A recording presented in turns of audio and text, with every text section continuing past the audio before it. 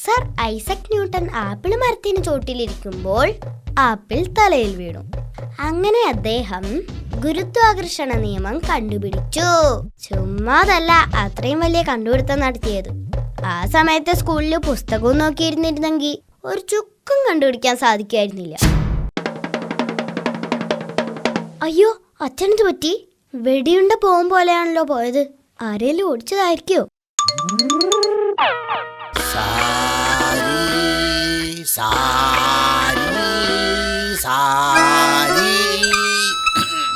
സാരിയോ? ഇനി അമ്മ പുതിയ സാരി വാങ്ങാൻ പറഞ്ഞിട്ട് അച്ഛന് വട്ടായോ?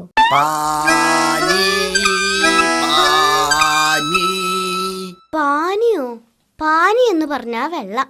ഇനിയിപ്പൊ വെള്ളം ചോദിച്ചായിരിക്കോ? പാനി പാനി പാനി. അമ്മേ, അച്ഛൻ പാനി ചോദിക്കുന്നു, എടുത്തു കൊടുക്കമ്മേ. മിണ്ടാതിരിക്കടാ, കോൺസെൻട്രേഷൻ പോന്നു. അമ്മേ, അച്ഛന്റെ കോൺസെൻട്രേഷൻ പോണോ? വേഗം വെള്ളം കൊടുക്കൂ. എടാ ടിൻഡു, ഇത് അച്ഛൻ സാധകം ചെയ്യുന്നതാ. എന്തോന്ന് സാധനം? ചുമ്മാ മനുഷ്യനെ പേടിപ്പിക്കാത്ത കാര്യം പറയച്ചാ.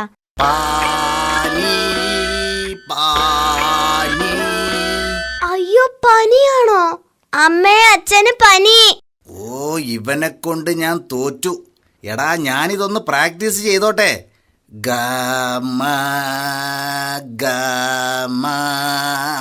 അത് ശരി, ഗാമയാണല്ലേ പ്രശ്നം. അച്ഛാ, വെറും ഗാമയല്ല. ഈ അച്ഛനൊരു ചുക്കും അറിയില്ല. എന്റെ ദൈവമേ, ഒന്ന് മിണ്ടാതിരിയടാ ടിൻഡു. ഞങ്ങളുടെ സ്റ്റാഫ് ഡേ അടുത്ത ആഴ്ചയാ. അച്ഛൻ്റെ സംഗീത കച്ചേരി ഉണ്ട്. അതിനുള്ള പ്രാക്ടീസാ ഇത്. നീ ഇരുന്ന് പഠിച്ചോ. സരി ഗമ പ സരി ഗമ പ ധ. ഐസക് ന്യൂട്ടന്റെ അച്ഛന് ഇതുപോലെ സ്റ്റാഫ് ഡേ ഉണ്ടായിരുന്നു കാണും. ചുമ്മാതല്ല മരത്തിന്റെ ചോട്ട് ചെന്ന് ഇരുന്ന് കളഞ്ഞത്. അച്ഛാ, പ്ലീസ് ഒന്ന് നിർത്തൂ ഈ നിലവിളി. അമ്മേ, അമ്മ ഒന്ന് മുറ്റത്ത് ചെന്ന് നിൽക്കുവോ? അതെന്തിനാടാ അമ്മ മുറ്റത്ത് നിൽക്കുന്നത്? ഇല്ലെങ്കിൽ അയൽക്കാര് കരുതും അമ്മ അച്ഛനെ തല്ലി കൊല്ലാന്ന്. എന്തൊരു നിലവിളി.